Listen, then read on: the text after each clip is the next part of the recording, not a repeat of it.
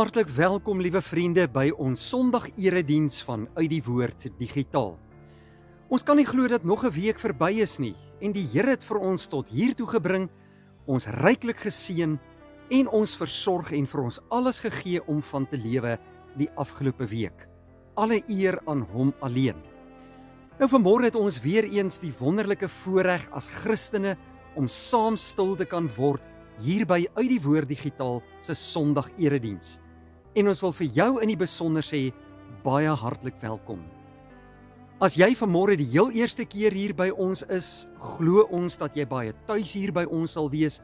Ons is hier een groot geloofsfamilie wat baie lief is vir die Here, wat vir die Here wil lewe en erns met sy woord wil maak. En ek glo dat die Heilige Gees ook vanmôre in elkeen van ons se harte sal werk tot geloofsversterking.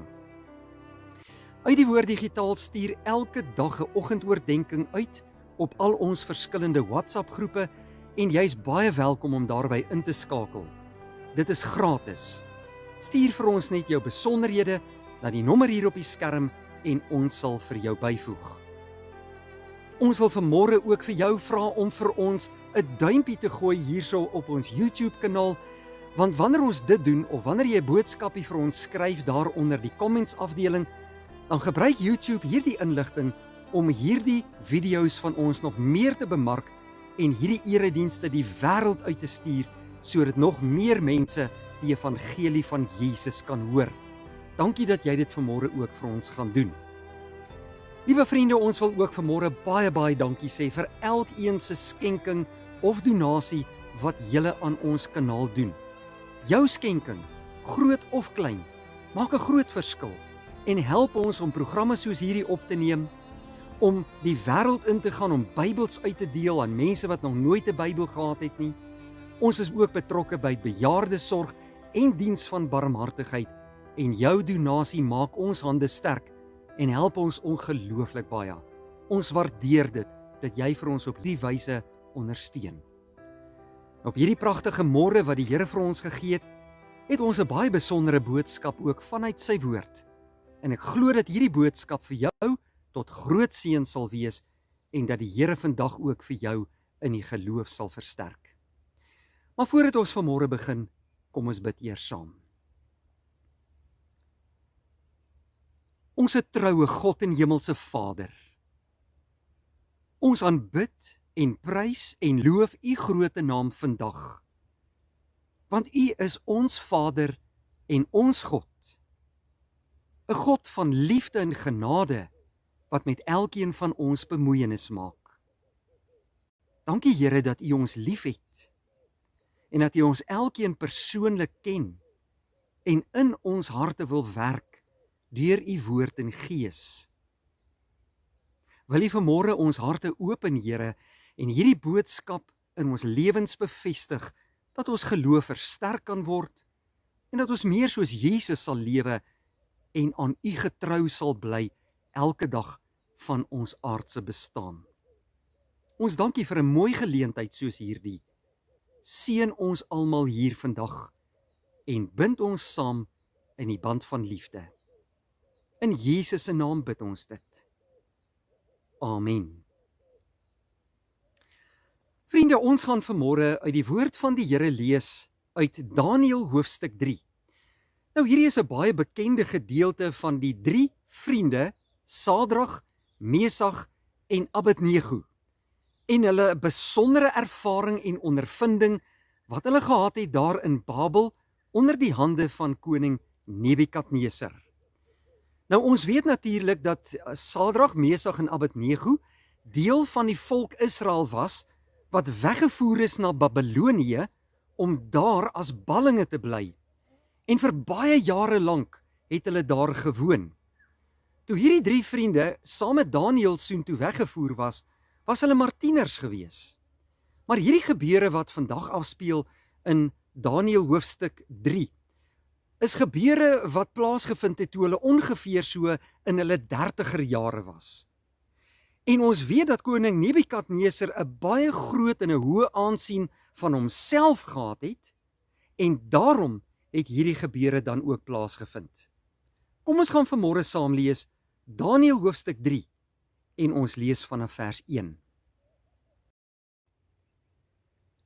Koning Nebukadneser het 'n goue beeld laat maak, 30 meter hoog en 3 meter breed, en dit laat oprig in die Dura-dal in die provinsie Babel.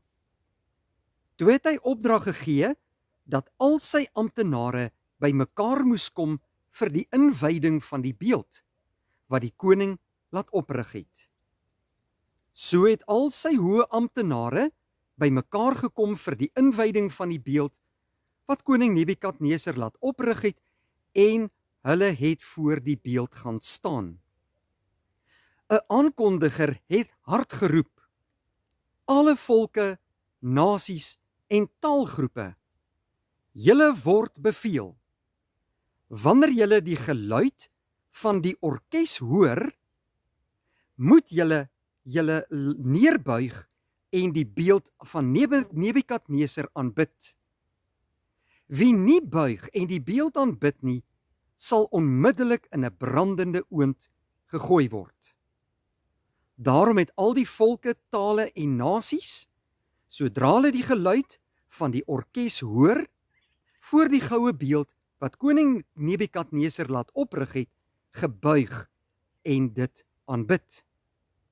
Daar was toe sekere Galdeërs wat die Jode gaan verkla het. Hulle het vir die koning Nebukadneser gesê: mag die koning baie lank lewe. U het 'n bevel uitgevaardig dat enige iemand wat die geluid hoor van die orkes en voor die goue beeld moet neerbuig en dit aanbid. Wie nie buig en die beeld aanbid nie, moet in 'n brandende oond gegooi word. Maar u majesteit, nou is daar Jode, Sadrag, Mesach en Abednego, vir wie u in beheer van die administrasie van die provinsie Babel geplaas het, wat hulle nie steur aan u bevel nie. Hulle dien nie u God nie, hulle aanbid nie die goue beeld wat u laat oprig het nie. Toe het Nebukadneser woedend geword en vir Sadrag, Mesach en Abednego laat kom. Die manne is voor die koning gebring en Nebukadneser het vir hulle gesê: is dit waar dat julle my God nie dien nie? Die goue beeld wat ek laat oprig het, nie aanbid nie? Nou kyk, dit sal in orde wees as julle bereid is om te buig en die beeld aanbid sodra julle die geluid van die orkes hoor. Maar as julle hom nie aanbid nie, sal julle dadelik in 'n brandende oond gegooi word. En watter God sal julle uit my mag kan red? Sadrag, Mesach en Abednego het koning Nebukadneser geantwoord: ons hoef u nie hierop te antwoord nie. Ons het ons God vir wie ons dien. Hy het die mag om ons te red uit die brandende oond, en hy sal ons ook red uit u mag. Selfs as hy dit nie doen nie, moet u weet dat ons u God nie sal doen nie, maar die goue beeld wat u laat oprig het, sal ons nie aanbid nie. Ons gaan net tot sover uit die Here se woord vanmôre lees. Liewe vriende, hierdie is baie interessante en baie bekende gedeeltes wat ons vanmôre saam gelees het oor hierdie 3 vriende, Sadrag, Mesach en Abednego. Hier bevind ons in Babel. Hulle is ballinge. Hulle is al vir baie jare deel van hierdie Babyloniese volk. Die Jode het nog steeds getrou gebly aan die Here, maar talle het tog afvallig geword. En so vind ons dan vir Daniël en sy 3 vriende in die koninklike paleis. By die gebeure wat ons vanmôre saam gelees het, was Daniël nie teenwoordig nie. Onthou, hulle was so in die 30er jare en waarskynlik was Daniël dalk gestuur deur die koning om sekere amptswerk in ander gebiede gaan doen, of selfs dalk in 'n ander land. Hierdie 3 vriende van Daniël het hierdie gebeure van koning Nebukadneser dan beleef en ervaar. Nebukadneser dink dat hy 'n god is. dat hy onaantastbaar is. En daarom reik hy dan ook 'n bevel uit dat 'n goue beeld gemaak moet word, 30 meter hoog en 3 meter breed. En hy beveel dan ook sy hele koninkryk om na die beeld te kom, en wanneer hulle die orkes hoor met al die verskillende musiekinstrumente, dat hulle voor hierdie beeld moet neerval om hierdie beeld te aanbid. Nou my liewe broeder en suster, ons gaan vanmôre stil staan by hierdie gebeure. Hierdie 3 vriende het geweier om hierdie beeld te aanbid. Hulle het gehoor wat die koning sê. Hulle het gehoor dat daar 'n vuuroond is en dat enige een wat nie voor hierdie beeld gaan neerbuig om hierdie beeld te aanbid nie, in die vuuroond gegooi sal word. En ten spyte daarvan bly hulle staande vir God, die ware God, die lewende God, en weier hulle om hierdie afgod te aanbid. Nou vanmôre staan ons stil by 4 punte. 4 belangrike dinge wat ek en jy moet leer uit hierdie gebeure uit. Nou die heel eerste belangrike ding, broeder en suster, is die volgende. Die wêreld skep groot beelde vir ons om te aanbid. Dis die eerste ding wat ek en jy moet weet. Nou in Nebukadneser se tyd sien ons hoe hierdie afgodsbeeld van goud opgerig is en hoe daar opdrag gegee is dat mense die beeld moet aanbid. In ons moderne tyd is daar dalk nie meer fisiese beelde waarvoor ons moet neerbuig en bid nie. Maar daar word tog afgode geskep en daar word tog beelde geskep deur die wêreld en word ons eintlik deur die wêreld opgesweep en aangemoedig om hierdie tipe beelde te aanbid en na te volg. Dink byvoorbeeld aan akteurs, baie bekende akteurs en filmsterre van Hollywood. Of dink byvoorbeeld ook aan groot sporthelde wat so nagevolg word deur duisende mense. Of ons dink byvoorbeeld ook aan musieksterre, musikante. En die mense hang aan hulle lippe en as hulle net aan geraak kan word. Of selfs mense van die koningshuise wat half as helde vereer word. Ja, broeder en suster, hierdie tipe van dinge sien ons in vandag se tyd en mense raak amper hysteries as hulle hierdie bekende figure in hierdie wêreld sien.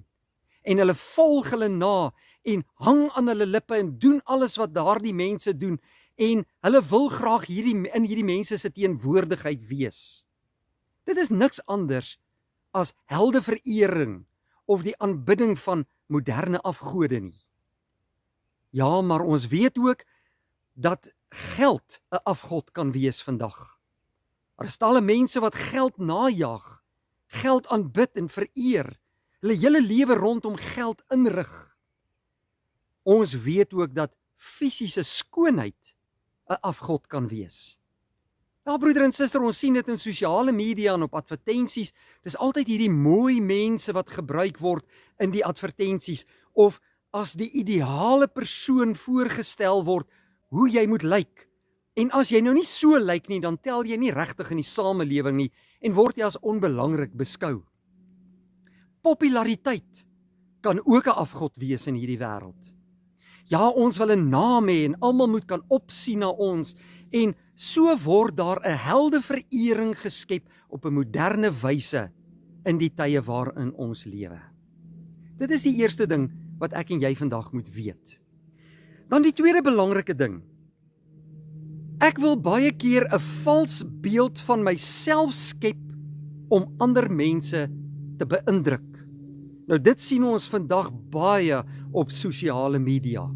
Ons sien hoe mense vir hulle self 'n sosiale media profiel gaan skep op Facebook of op Instagram of watter ander sosiale media platform dit ook al mag wees, en dan word hulle daar, neem hulle self af in alles wat hulle doen, in al hulle avonture wat hulle aanpak, en die klere wat hulle aantrek, en al hierdie lekker dinge van die wêreld wat hulle doen, en hulle sit hierdie foto's en hierdie video's op sosiale media, en hulle kry duisende navolgers, en hulle skep 'n vals beeld van wie hulle werklik is. Maar intussen is hulle doodgewone mense soos ek en jy. Ja, mense wil hê dat ander mense van hulle moet hou en hulle hoog moet ag. Ek wil geëerd voel en daarom plaas ek al hierdie video's en foto's en stellings oral op sosiale media. Dit gaan baie keer oor my en wat mense van my sê. Ek wil tog net 'n goeie naam hê en deur mense vereer word. Dit gaan oor my, sê baie mense. Jy kan jouself ook vereer. Jy kan jouself bewonder deur jou mooi gesig of jou fisiese fikse lyf. En ons sien dit dat baie jong mense dit in vandag se tyd doen. Hierdie selfverering en so bemark hulle self aan die wêreld om meer navolgers te kry, want hulle wil 'n profiel skep om ander mense te beïndruk. En dit is presies wat Nebukadneser ook gedoen het. Hy het so baie van homself gedink. Hy het hierdie beeld laat oprig. Hy roep almal om hom te vereer en hierdie beeld te aanbid. In die moderne tyd sien ons dit op 'n ander wyse en op 'n ander manier, maar dit gebeur tog. Dan broeder en suster in die derde plek.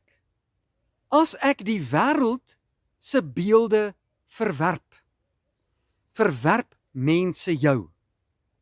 Ons sien in die tyd van Nebukadneser het die hele wêreld voor daardie beeld gaan neerbuig om dit te aanbid, behalwe hierdie 3 vriende. En wat gebeur? Hulle word verwerp.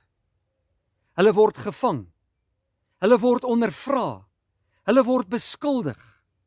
Ons hoor dikwels ook in die moderne tyd hierdie selfde ding gebeur. Dat wanneer ons die wêreldse idee van iets verwerp, dan is jy die een met die probleem. Dan word jy uit die samelewing geskuif, of word jy beskinder, of valslik beskuldig. Ons hoor dikwels hierdie baie bekende stelling, maar almal doen dit, daarom moet jy dit ook doen. En as jy dit nie wil doen nie, dan word jy uitgewerp of uitgeskuif of verag. Almal het voor daardie Babiloniese beeld gaan neerbuig, behalwe daardie 3 vriende, Sadrag, Mesach en Abednego. Hulle wou nie mense beïndruk nie, hulle wou nie die koning beïndruk nie, hulle wou dit nie doen nie, want hulle weet dit was verkeerd. Dit het die ander amptenare baie kwaad gemaak, die amptenare van Babilonië. En wat doen hierdie mense? Hulle hardloop dadelik na die koning toe, hulle dra nuus aan, hulle was kwaadstokers, hulle was rugstekers, want onthou, hulle het saam met hierdie 3 vriende gewerk in die koninklike paleis. Maar wat gaan doen hulle nou? Hulle hardloop na die koning toe en hulle gaan stook kwaad. En hulle gaan dra nuus aan oor wat hierdie 3 vriende nou doen. En dit kry jy ook in vandag se tyd. As mense nie van jou hou nie, of jy tree teen die wêreldse beginsels op, of teen die wêreldse sienings op, dan word jy die slegte een en word jy baie keer swart gesmeer, beskinder, en daar is kwaadstokers wat jou lewe wil verwoes. Daar is rugstekers, mense saam met wie jy elke dag werk en lewe, wat ewe skielik die rug op jou sal draai, omdat jy nie iets saam met hulle of saam met die wêreld wil doen nie. Hulle wil jou lewe verwoes, omdat jy nie wil doen wat almal wil doen nie. Dan leer ons ook in die 4de plek vanmôre, om die regte ding te doen, maak altyd sommige mense kwaad. Nou hierdie 3 vriende het die regte ding gedoen, maar dit het baie mense kwaad gemaak. Om die regte keuses te maak, en om integriteit te toon in jou lewe, en om op te staan vir wat reg is, en om God se beginsels na te jaag, moet jy weet, gaan vir jou baie vyande in jou lewe veroorsaak. Ja, dit gaan baie mense kwaad maak en vies maak. Daar sal sommige mense teen jou in opstand kom en jou vals beskuldig. En 'n baie goeie voorbeeld van uit die woord van die Here uit die Nuwe Testament is die lewe van Jesus. Hy het die regte keuses gemaak. Hy het opgestaan vir wat reg is, vir reg en regverdigheid. Hy het altyd die waarheid gepraat. Hy het integriteit getoon. En dit het baie mense kwaad gemaak. Hulle beskuldig hom vals. Hulle sleep hom voor die Joodse raad. Hy word ter dood veroordeel. Hy word vasgespijker aan 'n kruis. Hy word verwerp deur die samelewing. Hulle kruisig hom. Hierdie 3 vriende in ons teks van Daniël 3, Sadrag, Mesach en Abednego, het die koning se grootheidswaan uitgedaag toe hulle vir die koning gesê het, ons sal nie voor hierdie beeld buig nie. Ons het 'n God. Ons wil aan hom gehoorsaam wees en ons gaan nie teen sy gebooie optree nie. Ons wil aan God meer gehoorsaam wees as aan mense. En hierdie aardse koning was baie kwaad hieroor. Sadrag, Mesach en Abednego het erken dat hy die aardse koning was, dat hy die koning van Babel was. Hulle het erken dat hy mag het, maar hulle het geweier om te erken dat hy 'n God was. En hulle het geweier om voor hom enigsins te buig. Hulle wou dit nie doen nie, want hulle het geweet, hierdie is teen die wil van die Here. Nou, hierdie gedeelte, broeder en suster, leer vir ons dat daar 3 soorte mense in hierdie wêreld is. In die eerste plek het jy die selfeerders, soos Nebukadneser. Hy het gedink hy's wonderlik. Hy het gedink hy's 'n God. Hy het al die mag en gesag. Almal moet voor hom buig. Sy woord is wet en almal moet voor hom kom neerbuig. Ons kry baie sulke mense, die selfeerders. Dit gaan net oor hulle self, oor hulle belange, oor hulle naam, oor hulle lewe en almal moet net in lyn val met hulle lewe. Alles moet gedoen word rondom hulle lewe. Hulle gee nie om wie deel word van die proses om vernietig te word nie, want dit gaan net oor hulle lewe. Almal moet voor hulle kom buig. Ons kry baie sulke mense. Dan in die tweede plek kry ons die soort mense wat die handsoeners is, of die kruipers is, soos die amptenare van Nebukadneser. Hulle hardloop daar na die koning toe en wat sê hulle? O koning, mag u vir ewig lewe, u is so wonderlik en fantasties. Hulle soen sy hand en wat kom doen hulle? Hulle kom dra nuus aan oor hulle ander amptenare. Hulle kom steek kwaad, hulle kom maak moeilikheid, net om in die goeie boekies van die koning te kom. So kry jy ook sulke mense vandag. Daardie handsoeners. Hulle is altyd besig om ander mense heuning om die mond te smeer, om voor hulle te kruip en te buig en te maak asof jy die wonderlikste persoon is. Maar eintlik is hulle besig met slinkse planne. Maar dan in die derde plek kry jy die mense wat met godsvertroue sal opstaan en vir die Here lewe om altyd die regte ding te doen, gehoorsaam aan die Here te wees en met eerlikheid en integriteit te lewe. En nou is die vraag vanmôre, watter persoon is jy? Is jy 'n selfeerder of is jy die handsoener of die kruiper in ander mense se lewens? Of is jy die een wat vir die Here lewe met integriteit en in gehoorsaamheid aan sy woord? Want ek en jy moet baie duidelik weet waar ons staan in hierdie lewe en hoe ons dit behoort te doen. Hoekom het hierdie 3 vriende nie gaan neerbuig nie? Want hulle het geweet, dit is teen God se gebooie. In Eksodus 20 vers 3 tot 5 kry ons baie duidelik God se opdrag. Die Here alleen moet geëer word en jy mag geen beelde aanbid nie. En dit was juis die rede hoekom Israel nou hier in Babel was, omdat hulle hierdie 2 gebooie van God gebreek het. En daarom het God besluit om 'n groot deel van die bevolking te laat wegvoer uit Israel na Babelonië en het hulle vir baie jare lank in ballingskap gegaan. En Sadrag, Mesach en Abednego het net besluit, ons gaan nie weer hierdie fout maak nie. Ons wil gehoorsaam aan die Here wees. Ons is lief vir die Here, ons dien die Here. Ons sal nie voor hierdie beeld neerbuig en hierdie afgod aanbid nie. God moet eerste wees in jou lewe en niks of niemand anders mag God se plek in jou lewe inneem nie. En daarom moet jy baie mooi vanmôre na jou eie lewe gaan kyk. Is God werklik eerste in jou lewe? Of is dit dalk geld? Of jou besittings? Of selfs jou baas? Of jou vrou of jou man? Of jou familie? Niks mag eerste in jou lewe wees nie. Niks mag die plek van God in jou lewe inneem nie. God moet altyd eerste wees in jou lewe en jy moet die besluit neem met integriteit en met Gods vertroue en met 'n gelowige hart dat die Here jou allereerste sal wees in jou lewe. Jy moet God alleen lief hê en jy mag geen ander beelde of afgode in jou lewe aanbid nie. Dit was juis die rede hoekom hierdie volk Israel daar was en Sadrag, Mesach en Abednego het besluit dat hulle nie weer hierdie fout sal maak nie. Wat het die koning gedoen? Hy het bitterlik kwaad geword. Hy roep hulle en hy sê, is dit waar dat julle nie wil neerbuig voor hierdie afgod nie? En hulle het dit erken. Hulle het gesê, ons sal nie buig voor hierdie afgod nie. Want ons het 'n God, die ware God. Ons aanbid ons God. En wat doen die koning? Hy gee hulle tweede kans. Hy sê vir hulle dan ook in vers 13 tot 15, maar ek gee julle nou weer 'n kans. As hierdie orkes begin speel met al die musiekinstrumente en julle buig nou neer voor die beeld, dan sal julle nie in die oond gegooi word nie. En wat sê Sadrag, Mesach en Abednego? Hulle antwoord die koning baie duidelik. Die koning sê dit sal in orde wees as julle nou neerbuig, as julle die orkes se geluid hoor. Maar wat antwoord hulle in vers 16?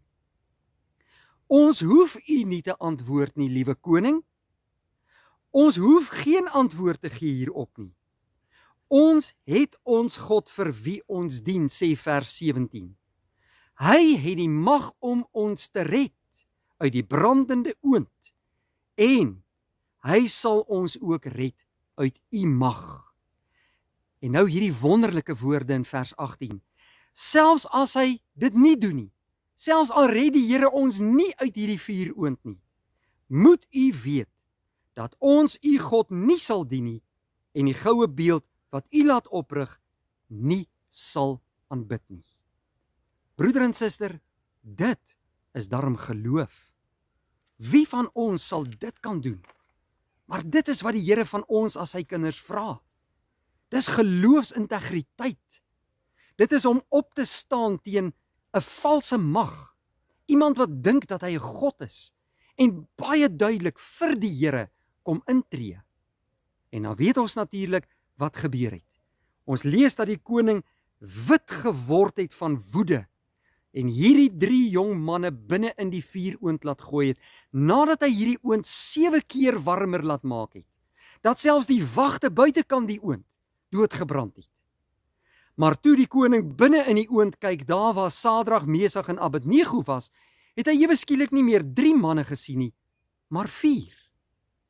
En hy was baie verbaas hieroor, en die koning roep uit na hulle en sê dat hulle moet uitkom uit die brandende oond uit. En toe het al 3 hierdie jong manne uit die oond uitgeklim, en ons lees hier in Daniël 3, dat selfs hulle klere nie eers na rook geruik het nie. Maar God het sy engel gestuur om hulle te beskerm in daardie verskriklike oond. En koning Nebukadneser sy oë het oopgegaan. Broeder en suster, wat vra dit van my en jou? Ek en jy kan nie self vereerders wees nie. Ek en jy kan nie handsoeners wees nie en voor mense kruip nie. Maar ons moet mense van integriteit wees, wat die Here liefhet, wat God se gebooie gehoorsaam, wat opstaan vir dit wat reg is, en God se woord altyd getrou gaan uitleef en doen. Dis wat die Here van ons vra. Selfs al is die hele wêreld teenoor jou, selfs al word jy verag en bespot en belaglik gemaak, selfs al is daar so baie mense wat jou uitskuif uit jou lewe uit, of rugstekers word, wees jy getrou aan die Here. Dien jy die Here, staan op vir die Here, wees gehoorsaam aan die lewende God en hy sal vir jou beskerm. Maar ek en jy moet soos hierdie 3 vriende ook sê, selfs al sal hy ons nie beskerm in daardie vuuroond nie, selfs al red hy ons nie uit die vuuroond nie, sal ons nie buig voor enige ander god nie, maar ons sal die Here bly dien, want ons weet, ons het 'n toekoms hierna in ewigheid saam met God, en sy hand is 'n hand wat ons sal red, en sal beskerm, en sal eer, en ons sal 'n toekoms gee, wat die beste vir ons lewe sal wees. Dit is hoe kinders van die Here optree. My bede is dat hierdie boodskap van vandag vir jou werklik sal laat dink oor jou eie lewe. Kom ek en jy gaan wy ons vandag aan God toe. Kom ons wees gehoorsaam aan sy woord. Kom ons wees mense van integriteit wat met geloofsvertroue optree en opstaan vir dit wat reg is, selfs al is die hele wêreld teen ons. Kom ons aanbid die Here ons God, vir wie ons baie lief is. En ons dien hom, omdat hy alles vir ons gegee het in sy seun Jesus Christus. Ons is sy kinders, hy is ons God. Laat ons hom aanbid en eer en dien met ons hele lewe, en laat geen ander afgod ooit in sy plek mag staan in ons lewe nie. Kom ons bid saam. Vader, baie dankie dat ons vanmôre op hierdie pragtige dag voor U kan buig, die lewende God van hemel en aarde. Dankie vir hierdie besondere boodskap uit U woord. Ons eer U daarvoor, Here. Laat ons mense van integriteit wees, met vaste geloofsvertroue opstaan vir ons God en vir ons Here en vir sy woord. Die wêreld kan skreeu en teen ons draai, maar ons is kinders van die lewende God wat nie sal buig voor die afgode van die wêreld nie. Dankie dat U ons daartoe in staat stel deur U Heilige Gees. Omvou ons met U liefde, beskerm, behoed en bewaar ons, Here. Inspireer ons deur U Heilige Gees om ons geloof uit te leef met vrymoedigheid en om altyd te gaan doen dit wat U van ons vra. Ons bid al hierdie dinge, Here, nie omdat ons dit verdien nie, maar uit genade alleen. In Jesus Christus se naam bid ons dit. Amen. Vriende, baie dankie dat U vanmôre by ons ingeskakel het. Ek glo en vertrou dat hierdie boodskap vir jou tot seën was. Mag die Here vir jou seën hierdie week, en as die Here wil, sien ons mekaar weer by 'n volgende geleentheid. Vrede vir jou.